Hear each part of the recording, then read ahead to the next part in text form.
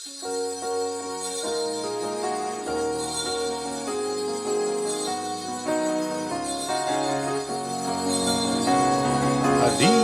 tayo ay magpuri sa Diyos na po natin.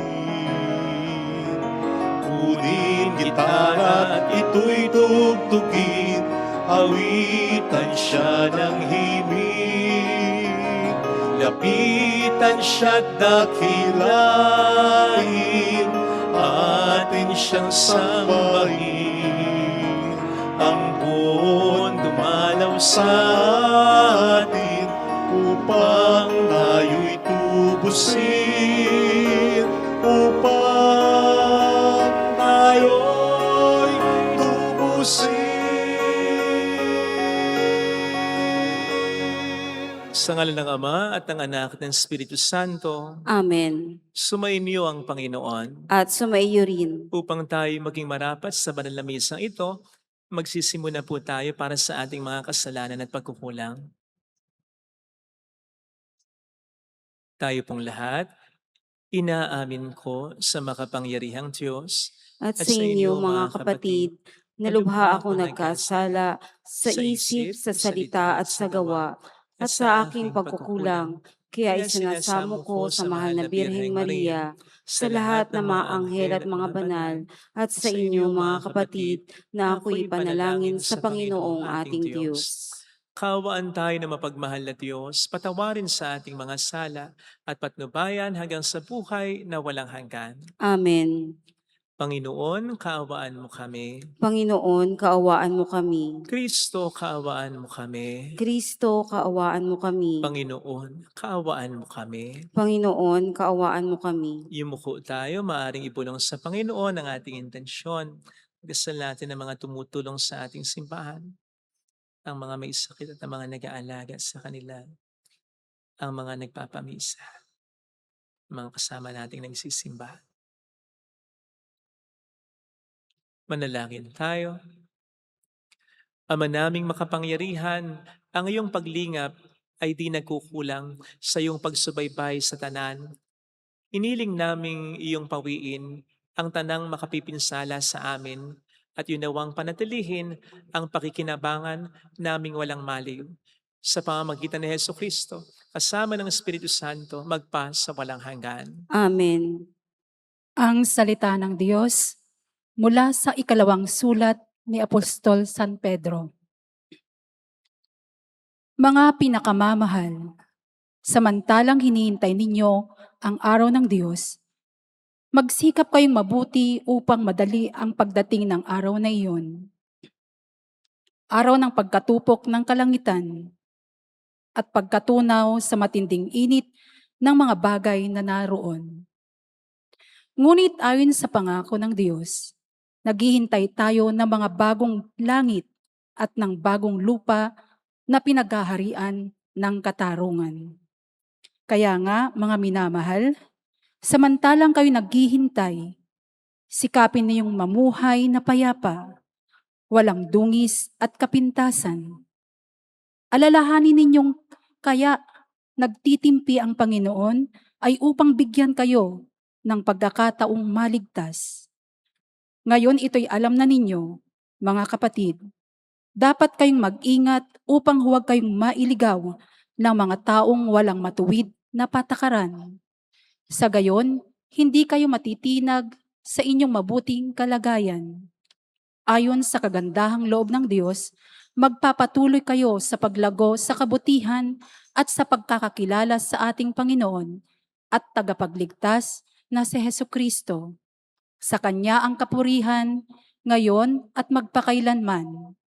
Amen. Ang salita ng Diyos. Salamat sa Diyos. Poon aming kang tahanan noon, ngayon at kailanman.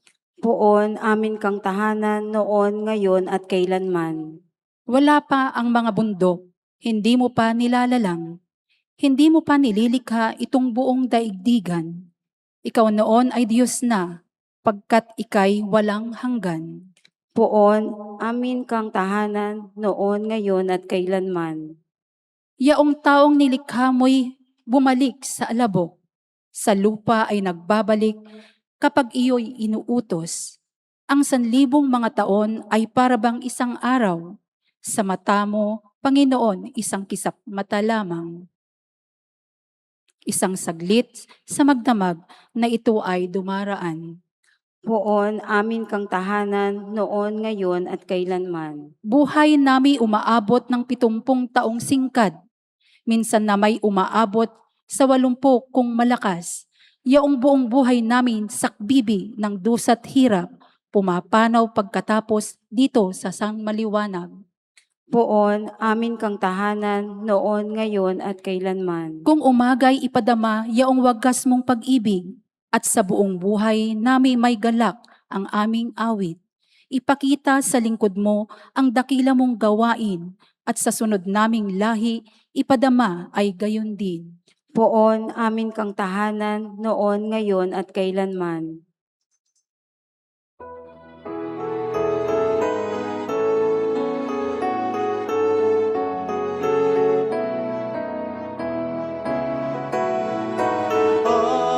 Hallelujah, hallelujah, hallelujah.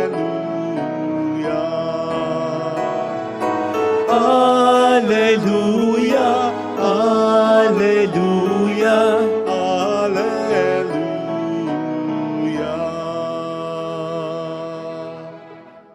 Sumainyo ang Panginoon. At sumaiyo rin. Ang mabuting balita po ng Panginoon ayon kay San Marcos. Papuri sa iyo, Panginoon.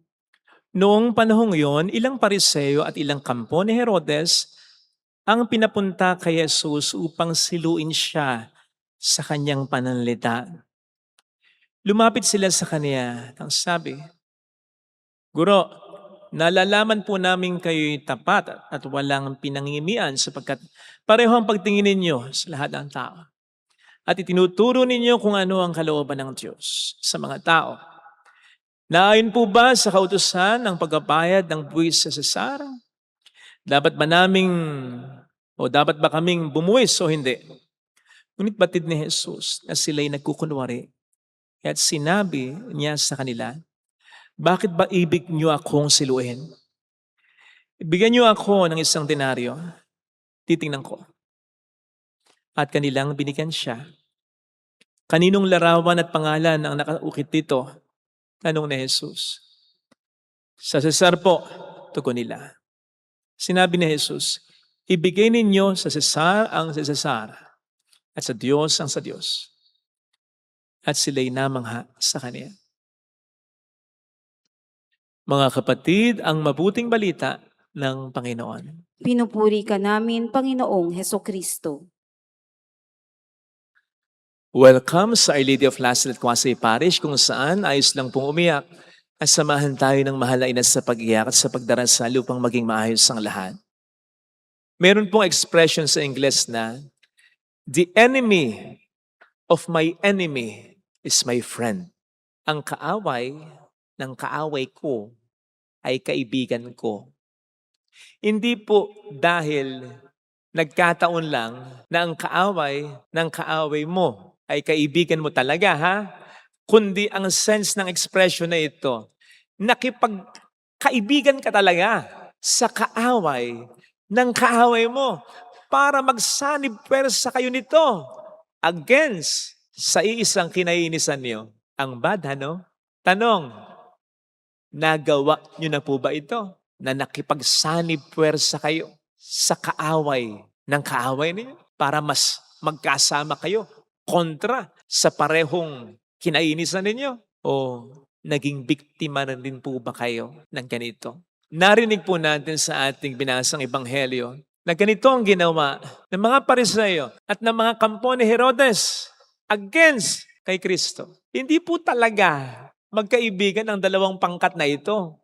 Hindi nga sila magkasundo dahil marami silang kaibahan sa paniniwala, sa mga pinahalagahan nila, at lalong-lalo na sa pakikitungo nila sa mga Romano. Sa pagkatandaan natin, ang mga Pariseo at ang mga kampo ni Herodes, pare-parehong mga Hudyo yan na under ng mga Romano.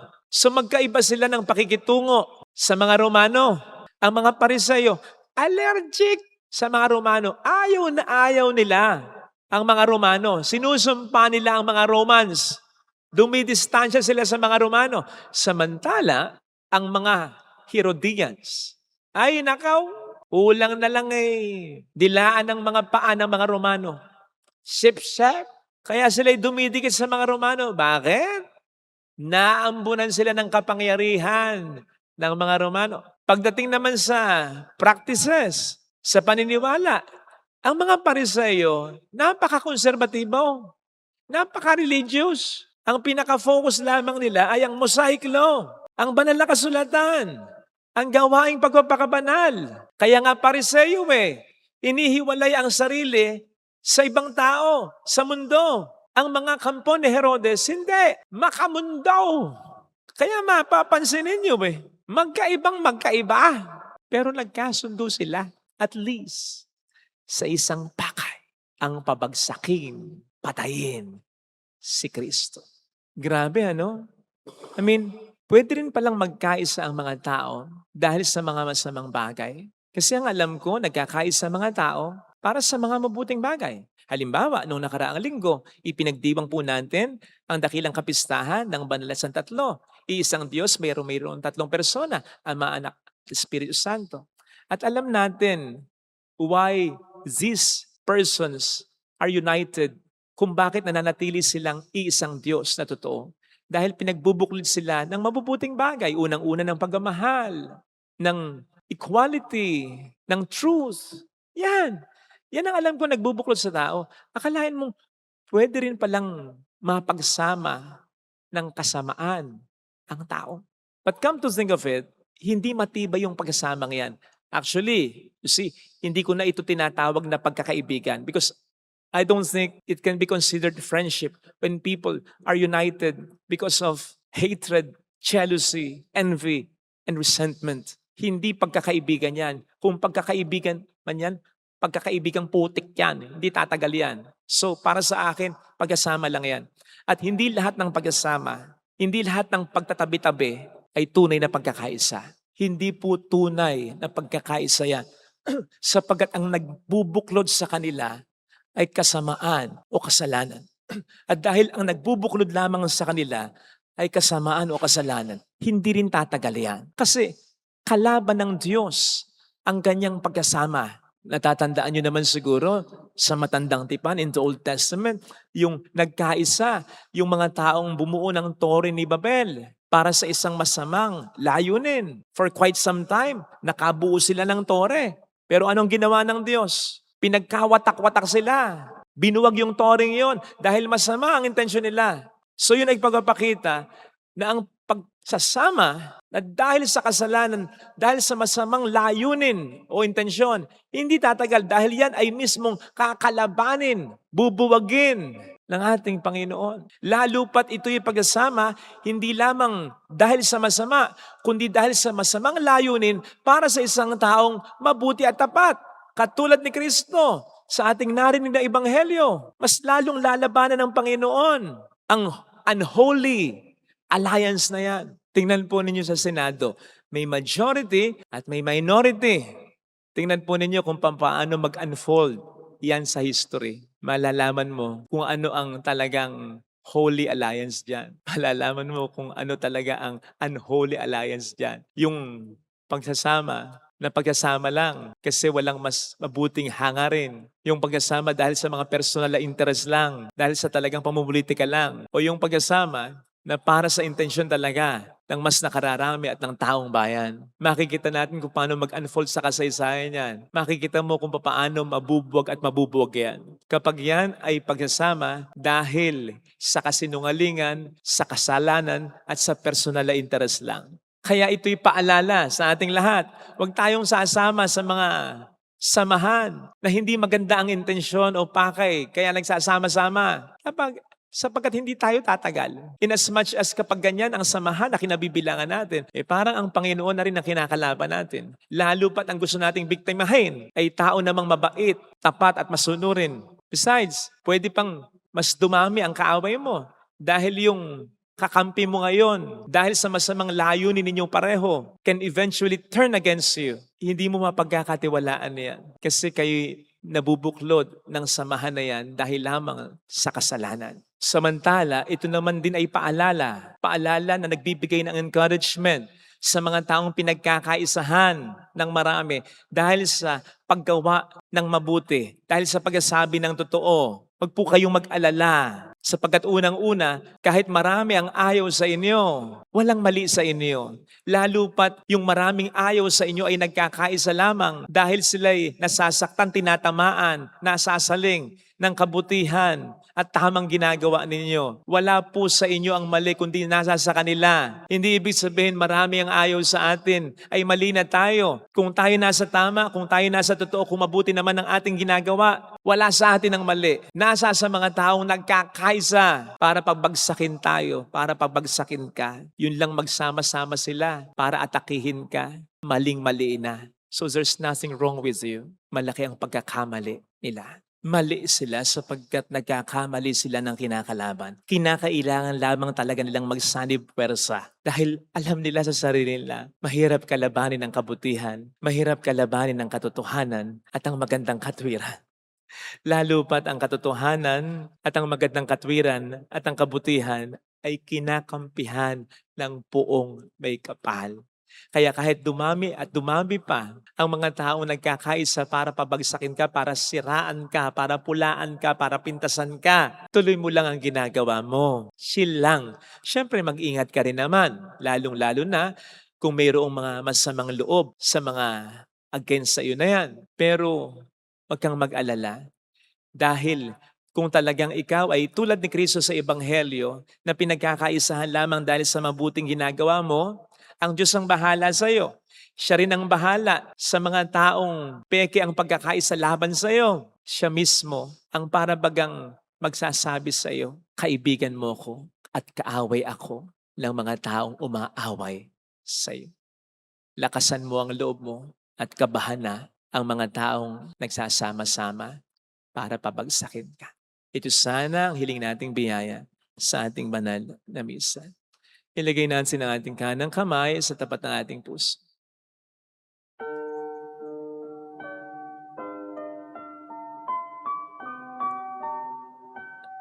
Alam kong may magagawa ang Diyos. Alam kong may magagawa ang Diyos. Alam kong may magagawa ang Diyos. Kung ako'y magtatapat,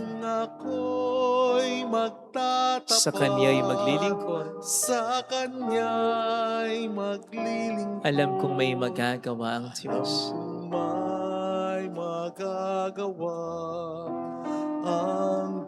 Alam kong diringgin ng Diyos ang samo ko,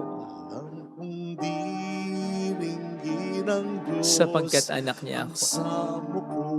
Alam kong diringgin ng Diyos ang samo ko. Alam kong diringgin ng Diyos ang samo ko.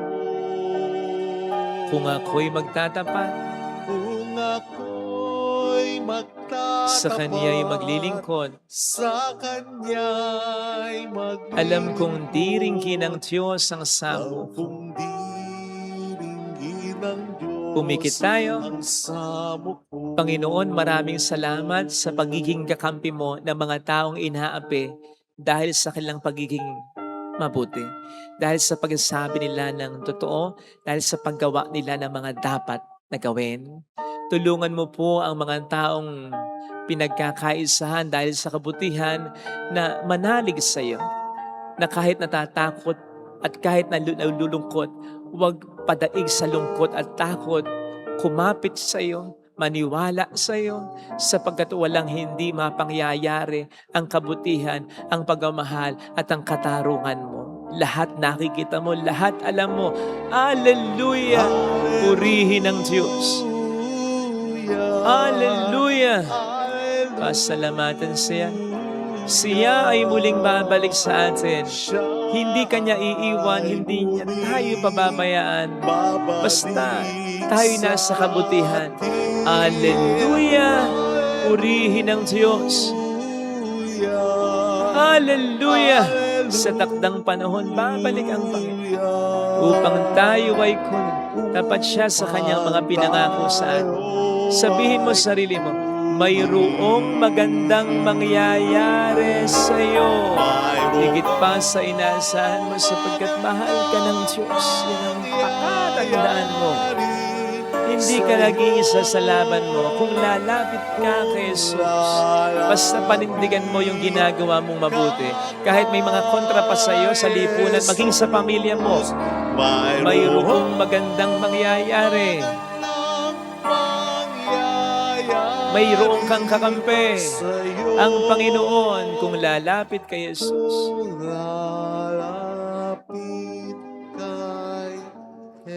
Papuri sa Ama at sa Anak sa Espiritu Santo. Kaparan sa unang-una, ngayon magpakailanman at magpa sa walang hanggan. Amen. Pag-aalay.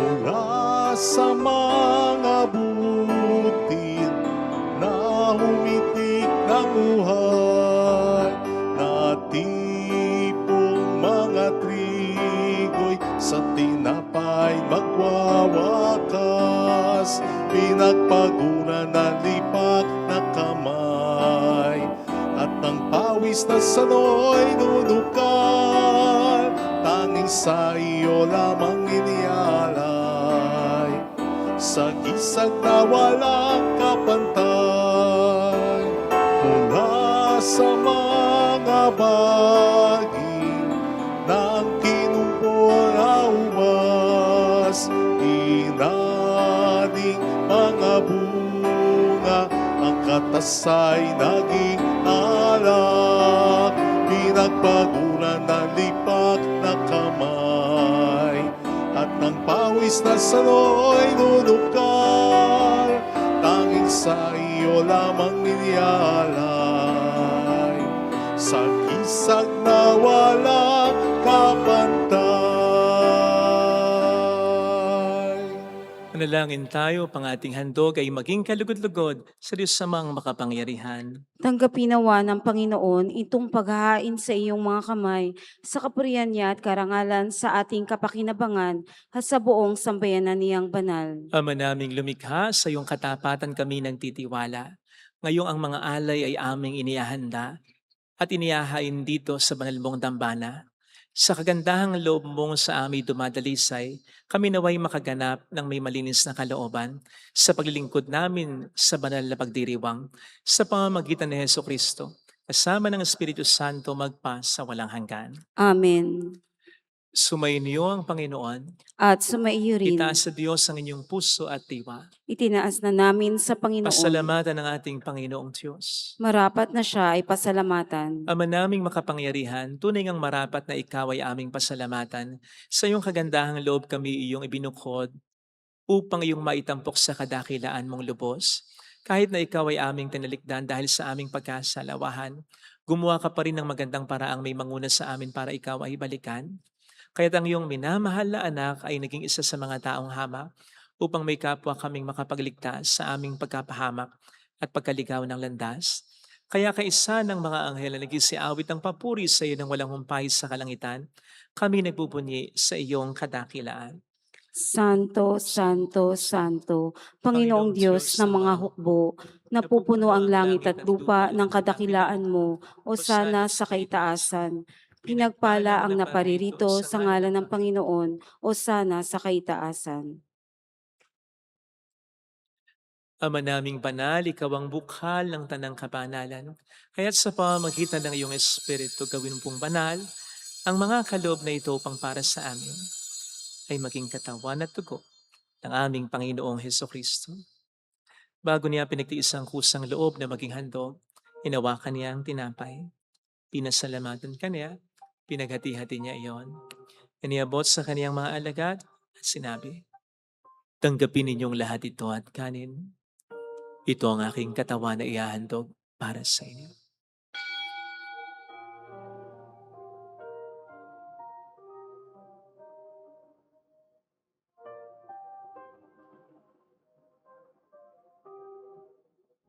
Gayun din naman nang matapos ang hapunan, nawa kaniyang kalis, muli kaniyang pinasalamatan. Iniabot niya ang kalis sa kaniyang mga alagad at sinabi, tanggapin ninyong lahat ito at inumin. Ito ang kalis ng aking dugo ng bago at walang hanggang tipan. Ang aking dugo na ibubuhos para sa inyo at para sa lahat. Sa ikapagkapatawad ng mga kasalanan, gawin niyo ito sa pag-alala sa akin.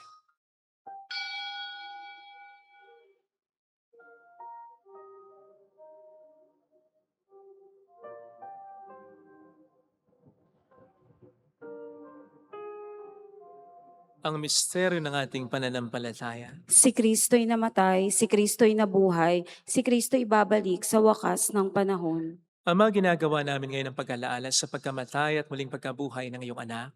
Kaya inialay namin sa iyo ang tinapay ng buhay at ang kalis ng kaligtasan. Kami nagpapasalamat dahil kami yung minarapat at tumayo sa harap mo para maglingkod sa iyo. Sinasamo namin kami na magsasalo sa katawan at dugo ni Kristo ay mabuklod sa pagkakaisa sa pamamagitan ng Espiritu Santo. Ama, lingapin mo ang iyong simbahang laganap sa buong daigdig. Puspusin mo po kami sa pag-ibig.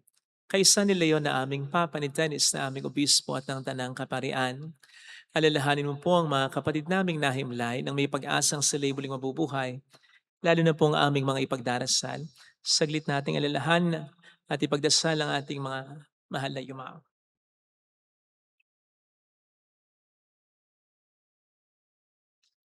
Kawaan mo sila at patuloyin sa iyong kaliwanagan. Kawaan mo at paging tapatin kaming lahat na makasalo sa iyong buhay na walang wakas. Kaysa ang mahal na Birhen ng Lasalet, ang ina ng Diyos, San Jose, ang kabiyak ng kanyang puso, lahat ng mga banal na namuhay dito sa daigdig ng kalugod-lugod sa iyo. May pagdiwang naman namin ang pagpupuri sa ikararangal mo sa pamamagitan ng iyong anak na aming Panginoong Heso Kristo.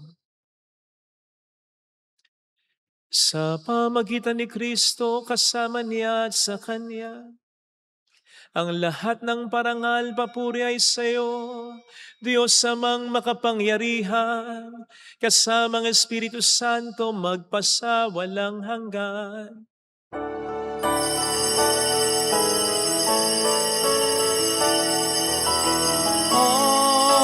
Amen. Amen.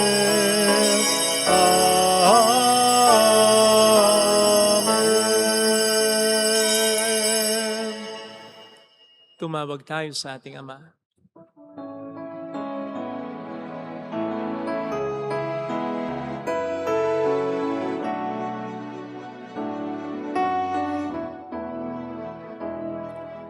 Ama namin, sumasalangit ka, sambahin ang ngalan mo, mapasamin ang kaharian mo, sundin ang loob mo dito sa lupa para nang sa langit. Bigyan mo kami ngayon ng aming kakanin sa araw-araw at patawarin mo kami sa aming mga sala para ng pagpapatawad namin sa nagkakasala sa amin.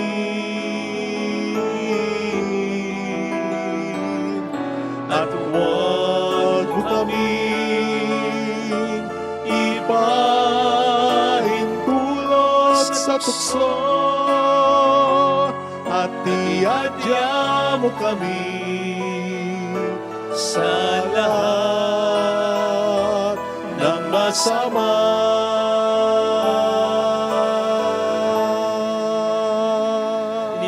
Kami Dumaya sa lahat ng masama, pagkalooban ng kapayapaan na araw-araw, iligtas sa kasalanan, samantalang aming pinaghahandaan ang dakilang araw ng pagpapahayag ng tagapagligtas naming sa Heso Kristo. Sapagkat iyo ang kaharian, ang kapangyarihan at ang kapurihan, magpakailanman. Amen. Panginoong Heso Kristo, sinabi mo noon, sinasabi mo rin sa amin ngayon, kapayapaan ang iniiwan ko sa inyo, aking kapayapaan ang binibigay ko. Tunghayin mong aming pananampalataya, huwag ang aming pagkakasala. Pagkalooban mo kami ng kapayapaan at pagkakaisayon sa iyong kalooban. Kasama ang Espiritu Santo magpas sa walang hanggan. Amen. Ang kapayapaan ng Panginoon ay sumainyo nawang lahat. At sumaiyo rin. Magbigayan tayo ng kapayapaan sa isa't isa. Kapayapaan po. Kordero ng Diyos na nag-aalis ng mga kasalanan ng sanlibutan, maawa ka sa amin. Kordero ng Diyos na nag-aalis ng mga kasalanan ng sanlibutan, maawa ka sa amin. Kordero ng Diyos na nag-aalis ng mga kasalanan ng sanlibutan, ipagkaloob mo sa amin ang kapayapaan.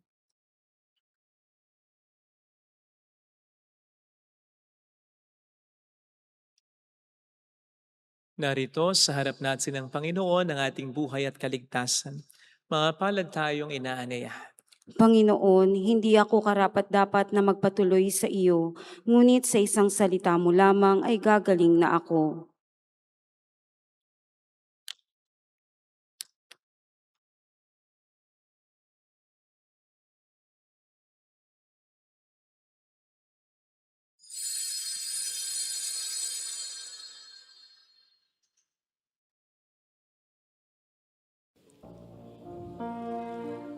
Panalangin para sa espiritual na pakikinabang.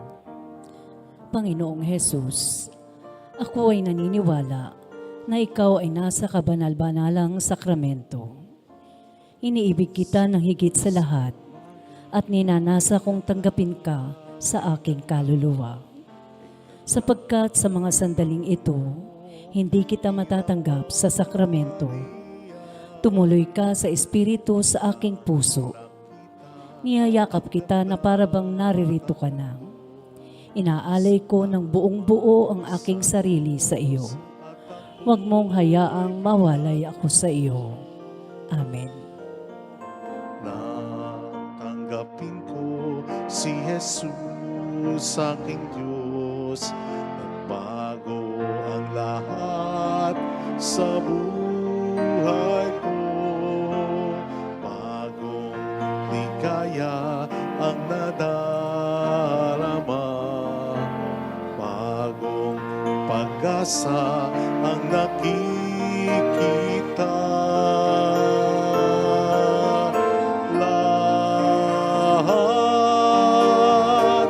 Lahat ay aking ibibigay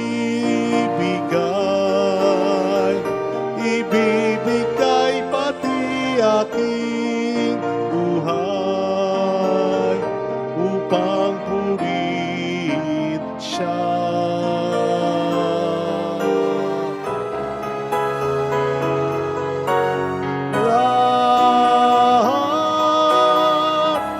Lahat ay aking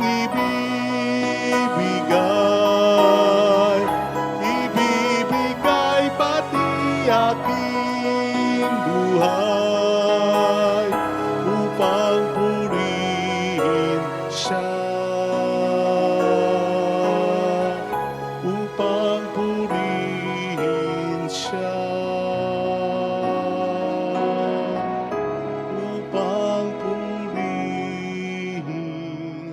siya.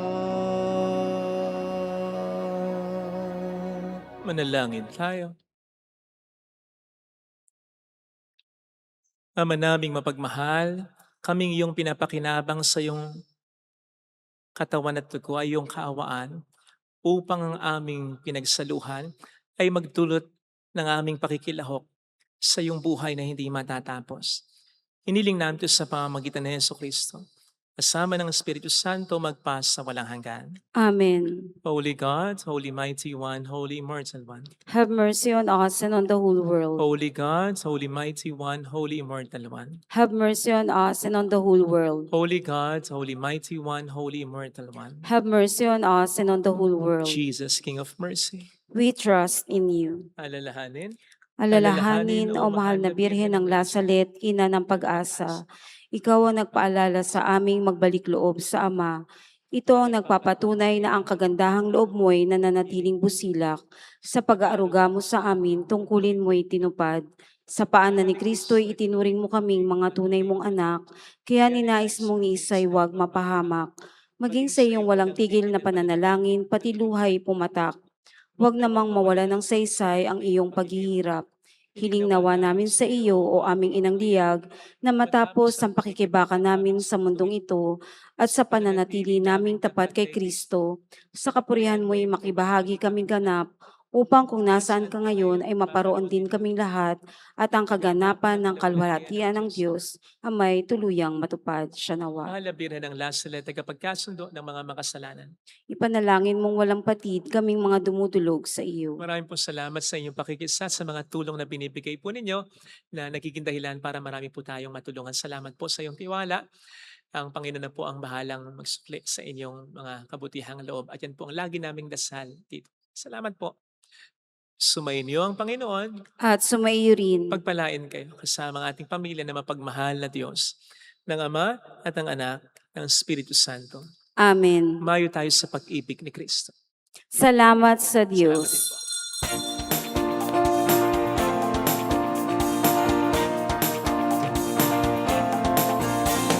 Mary, Mother of the Lord, hear the prayer we sing to you. Let your peace live in our minds and hearts, as once they fell at Lazaret. Tell your people how to live again. Tell your people how to sing again. Tell your people how to dance again. Tell your people how to pray again. Mary, Mother of the Lord, hear the prayer we sing to you. Let your tears live in our minds and hearts, as once they fell at Nazareth.